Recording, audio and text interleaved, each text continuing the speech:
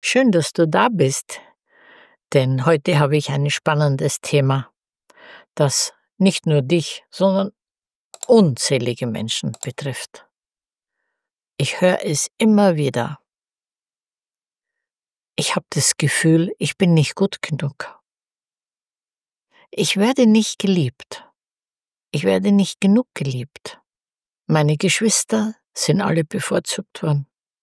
Ich habe immer weniger bekommen und die anderen immer mehr. Und das spüre ich überall. In meiner Arbeit. Ich leiste mehr, als die anderen leisten. Und ich werde nicht so wertgeschätzt wie die, die weniger tun. Wo kommt das her, dieses Gefühl? Es ist ein unangenehmes Gefühl, nicht genug zu sein, obwohl du alles leistest, alles machst, alles tust. Häufig kommen solche Glaubenssätze, solche Gefühle, das sind ja tiefe innere Gefühle, die dich beschweren, die dich belasten und die dich nicht kraftvoll und mutig nach vorne gehen lassen. Ganz im Gegenteil. Du resignierst. Die anderen sind besser. Ich bin nicht gut genug. Meistens kommt so ein Glaubenssatz nicht aus dir selbst, sondern er wurde übernommen. Und zwar aus der Zeit vor deiner Geburt. Irgendetwas hat sich im Leben deiner Mutter während der Schwangerschaft ereignet, wo sie persönlich genau dieses Gefühl hatte. Es kann in der Beziehung gewesen sein, zu ihren Eltern, in der Arbeit. Irgendjemand hat ihr dieses Gefühl vermittelt. Das hättest du besser machen können. Nein, das ist nicht gut genug.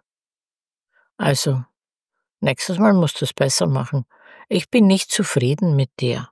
In der Schwangerschaft sind die Frauen besonders sensibel und wenn sie sich das sehr zu Herzen genommen hat, dann bleiben die Gefühle in ihrem Körper aufrecht. Oder es könnte sogar sein, was noch gravierender ist, dass dein Vater während der Schwangerschaft, während deine Mutter mit dir schwanger war, eine Beziehung hatte. Er hat Frauen geliebt, er hat eine andere angeschaut und hat mit der ein Verhältnis begonnen. Natürlich hat sie keinen dicken Bauch gehabt. Sie war hübsch, sie war schön. Deine Mutter hat sich nicht wohl gefühlt. Und vielleicht hast sie dann genau dieses Gefühl ganz intensiv in sich getragen. Jetzt bekomme ich ein Kind. Ich bin nicht so schön und nicht so gut wie die andere. Die andere ist besser. Und genau diese Gefühle, diese entsprechenden Hormone werden in diesen Wochen ausgeschüttet, vielleicht sogar über Monate hinweg.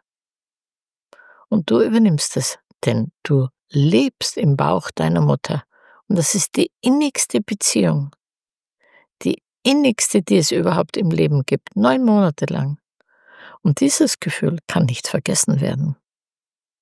Und deshalb mache ich auch heute häufig in den Seminaren eine Reise zurück, um zu entdecken, wo kommt ein negatives Gefühl her.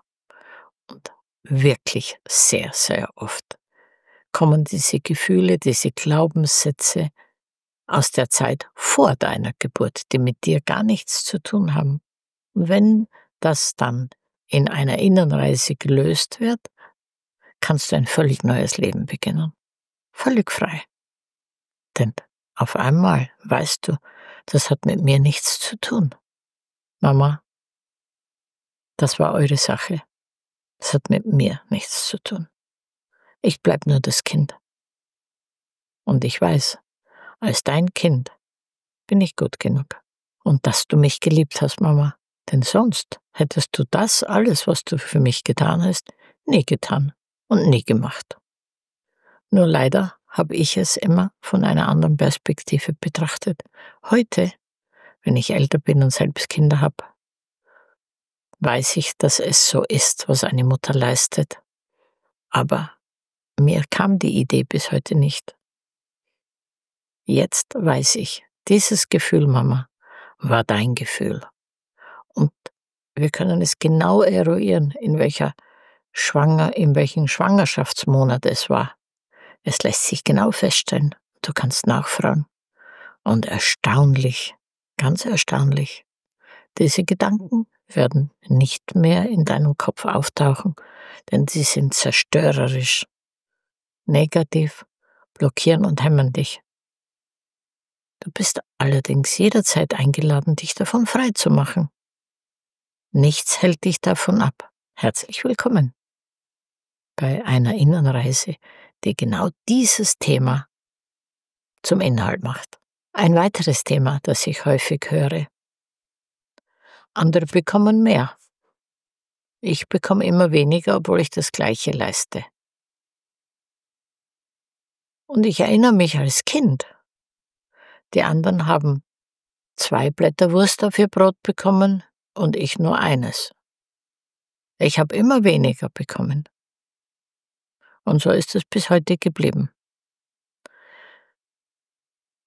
Erstaunlich ist, wenn ich dann die Gelegenheit habe und andere Familienmitglieder, Geschwister befragen kann,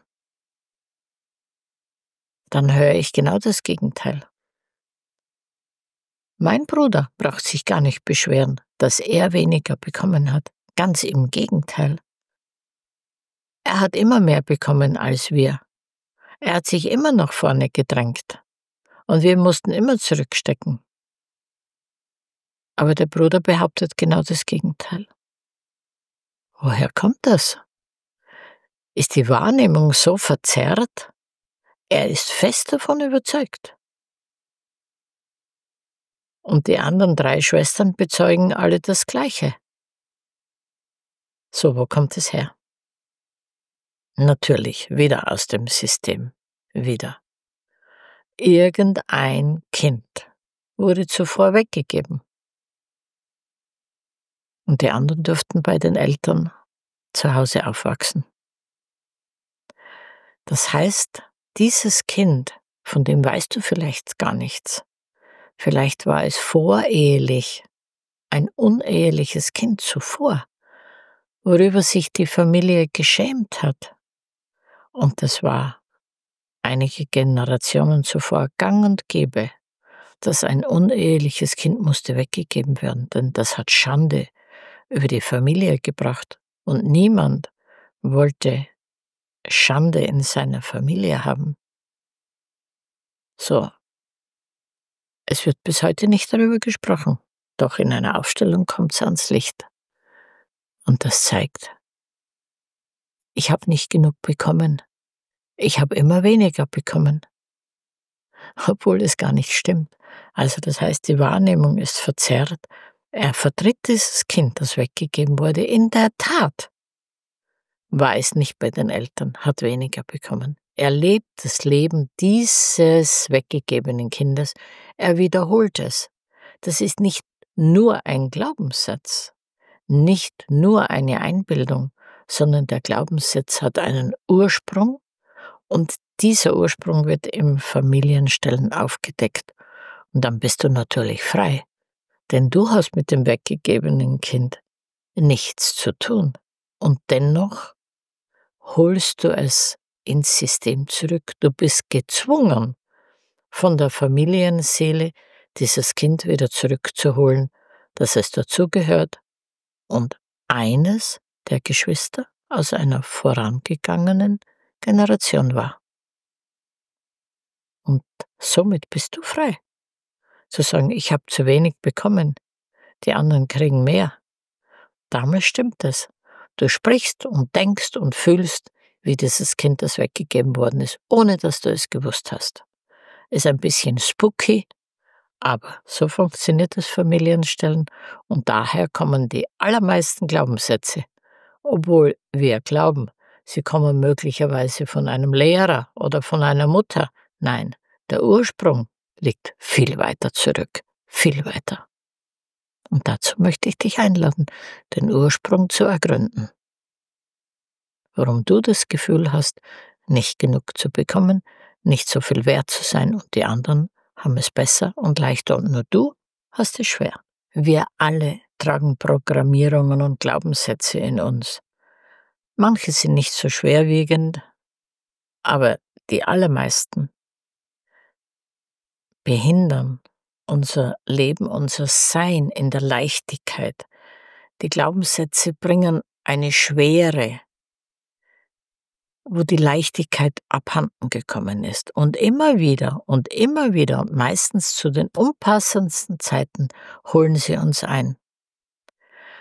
Zu sagen, dein Lehrer, dein Vater war ungerecht und der hat es immer wieder gesagt, das reicht bei weitem nicht aus. Das ist schon die Folge von einer Aktion, die vorher nicht betrachtet wurde. Die Ursache, dass überhaupt dieser Glaubenssatz in dir Bestand hat und sich fortsetzt, die liegt wesentlich weiter hinten, wesentlich tiefer und kaum, ganz selten, dass sich jemand darum bemüht, um den Glaubenssatz zu ergründen. Und das können wir natürlich im Familienstellen fantastisch zeigen, fantastisch belegen, fantastisch erklären. Es wird sichtbar gemacht vor deinen Augen, wie plötzlich eine Person merkt, ich kann endlich aufatmen. Vorher bin ich in den Boden gezogen worden. Eine Schwere, wie ein Gewicht ruht auf meinen Schultern. Aber wenn wir den Ursprung kennen, wo eine Verletzung der Ordnung stattgefunden hat, eine Verletzung der Liebe ist es immer. Irgendjemandem ist ein Recht aberkannt worden, ein Lebensrecht, so zu sein, da zu sein. Und daraus resultieren die meisten Glaubenssätze, die meisten Glaubensmuster. Und das einfach mit Affirmationen zu überschreiben, ist nicht wirklich tiefgreifend im Unterbewusstsein gelöst, sondern es wird ein bisschen drüber gestrichen, ein bisschen Makulatur. Aber ich möchte zur Wurzel gehen. Das heilt nicht nur dich vom Glaubenssatz, sondern macht das ganze System, dein ganzes Familiensystem heil. Und die Energie wird sich verändern. Das musst du erleben. Verstehen kannst du es nicht. Ich freue mich, wenn du dabei bist und wenn vielleicht wieder ein Thema, ein Glaubenssatz bei dir aufpoppt und du das nächste Mal dich fragst, kenne ich. Immer wieder und immer wieder. Ich habe schon so viel ausprobiert und so viel gemacht und dennoch ist er immer noch da. Also das heißt, die Ursache finden, Frieden schließen, anerkennen, was war, und es dort belassen, denn ich bin wesentlich später gekommen. Ich bin nicht die große Person, die alles in Ordnung bringt. Ich bin die Person, die in Liebe draufschaut. Und in dieser Art und Weise können wir im Familienstellen Glaubenssätze, Blockierungen im Leben aufheben, so dass du wirklich frei bist und dein Leben in eine Leichtigkeit übergeführt werden kann, die du dir vorher gar nicht vorstellen könntest. Wenn du das spannend findest oder meinst, ja, darüber muss ich mal nachdenken, mehr nachdenken und mich darauf einlassen, dann bleib dabei, folge dem Kanal. Ich werde dir mehr Tipps und Hinweise geben und zeigen, dass die Ursachen für deine heutigen Probleme ganz woanders liegen, als du bis jetzt gedacht hast. Denn oberflächlich kann nichts gelöst werden, sondern wie in einem Haus, wenn Schimmel oder Feuchtigkeit ist. Solange ich die Ursache nicht suche und immer nur drüber streiche, wird es immer und immer und immer wieder kommen. Aber du bist frei. Du kannst drüber streichen und sagen, es reicht, weil es weh tut, oder du kannst sagen, ich will die Ursache wissen. Jede Heilung beinhaltet auch einen Schmerz. Und wenn du bereit bist, dann ist es der letzte Schmerz diesbezüglich gewesen. Ich freue mich auf dich. Komm, sei mit dabei, wenn du möchtest. Wenn du mehr Leichtigkeit, mehr Freude, mehr Einfachheit im Leben wünschst, dann bist du hier genau richtig.